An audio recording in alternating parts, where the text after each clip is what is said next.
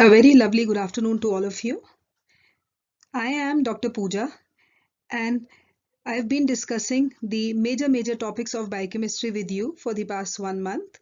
Now, in the last session, I had finished up with the structure and functions of the fat soluble vitamins, which were A, D, E, and K.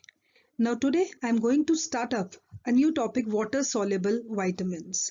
Now, see, water soluble vitamins, it is clear from the word itself, the vitamins which are soluble in water.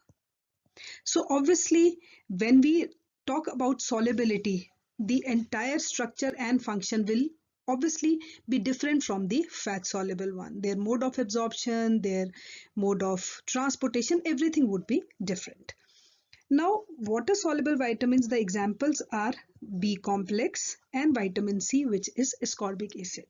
Now, first of all, you should know why we call it as B complex, because it consists of a series of B vitamins, which includes vitamin B1, B2, B3, B5, B7, B9, B12. Now I will be discussing each and every type of B vitamin one by one. And the most important use of these B complex vitamins is that they function as the coenzymes. Coenzymes means they work in you can say they are friends with enzymes, means they work in cooperation with the enzymes. Now let's take up B complex, and in B complex I'm going to take up first vitamin, which is B1. Now before starting up with this, vitamins are a very important topic, most frequently asked in the competitive exams also. So what you should know about vitamins is obviously the active form in which they are basically acting in our body. Second is we should know the reactions which are being catalyzed by a particular vitamin, biochemical functions, and obviously the recommended dietary allowance. Now, first of all, we take up vitamin B1, the most important vitamin. It is also known as inurin, which helps in relieving of this neuritis. Now, if we look at the structure of thymine, it has what? It has a pyrimidine ring in it, thiazole ring in it, and it consists of sulfur, which plays a very important role in so many biochemical reactions. And the active form of thymine is TPP, which stands for thymine pyrophosphate. Now look at the structure of thymine. You can see it has sulfur present in it. This is the pyrimidine ring, this is the thiazole ring, and this is the active form, thymine pyrophosphate, where you can see these two phosphates. When these two phosphates combine with this, it becomes thymine pyrophosphate, and now it starts acting as the coenzyme. Right. Now then we come over to the next segment. What are the biochemical functions of the particular coenzymes? Yeah, what are the biochemical functions of TPP? First important function is it helps in the oxidative decarboxylation of alpha keto acid. These reactions I'm going to take up in detail in the next slide. The most important vitamin which is required for tissue respiration. It is required as basically it is a component of this transketolase enzyme, which is the most important enzyme of HMP shunt, and then it is required for the reduction of pyruvate to ethanol, which is commonly known as fermentation.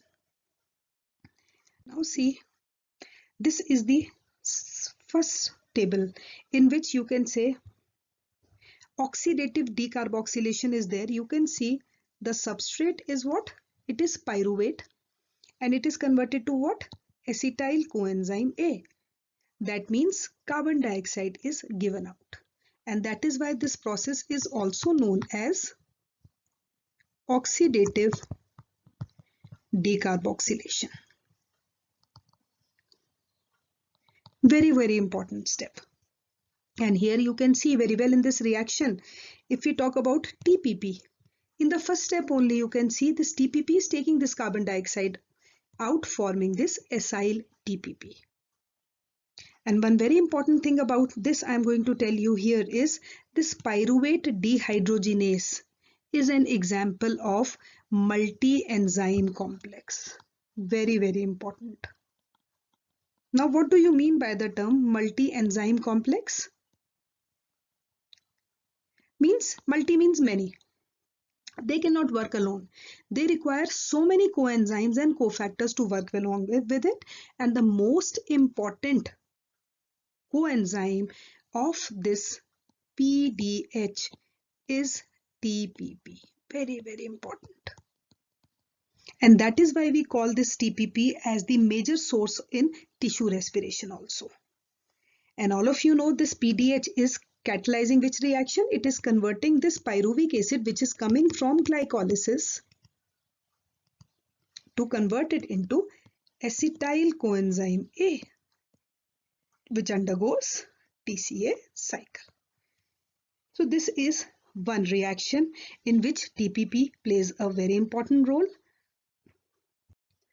So this is how you can say thymine functions as TPP as a component of PDH, pyruvate dehydrogenase complex, alpha ketoglutarate dehydrogenase complex and trans ketolase. PDH का reaction I have told you that it converts pyruvic acid to acetyl coenzyme A.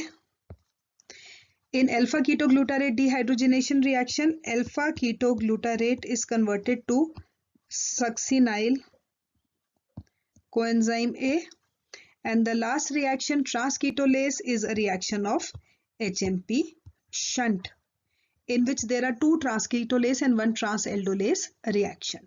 So these are the three major important uses of thymine pyrophosphate as a component of PDH, alpha ketoglutarate dehydrogenase and transketolase. Then we come over to what are the deficiency manifestations of this. The most important one is beriberi. So beriberi actually means weakness.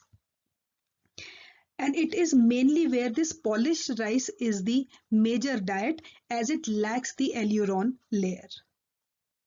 Leads to anorexia, fatigue, depression, and the major effects are progressive paralysis, peripheral neuritis, dry skin is there, disordered thinking is there.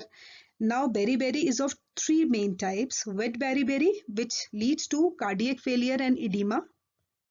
No peripheral neuritis is seen in this. Dry beriberi accompanied by peripheral neuritis and central nervous system, and infantile beriberi leads to tachycardia, vomitings, convulsions, and finally death of the infant. So deficiency of TPP leads to beriberi. Then another important feature is it can also lead to Wernicke's encephalopathy with Korsakoff syndrome, which is most common in chronic alcoholics, leading to lactic acidosis. There is decreased energy production because यहाँ पे I'm going to discuss one reaction. Basically what is happening is this pyruvic acid is being converted into acetyl coenzyme A by PDH requiring TPP. And this pyruvic acid in the absence of oxygen forms lactic acid. Now in this case what happens is if there is deficiency of this TPP, it will lead to this reaction won't take place and it will lead to accumulation of this lactic acid leading to lactic acidosis. And how it is related in alcoholism, basically what happens is this pyruvic acid undergoes fermentation in the presence of enzyme pyruvate decarboxylase, which again requires TPP to form ethyl alcohol. Right, then accumulation of pentosis. Why accumulation of pentosis takes place? Because transketolase activity is not possible. Branch chain ketonuria, again branch chain ketonuria, or which is maple syrup urine disease, which is due to again deficiency of TPP because TPP is required for that reaction and it leads to chastic paralysis.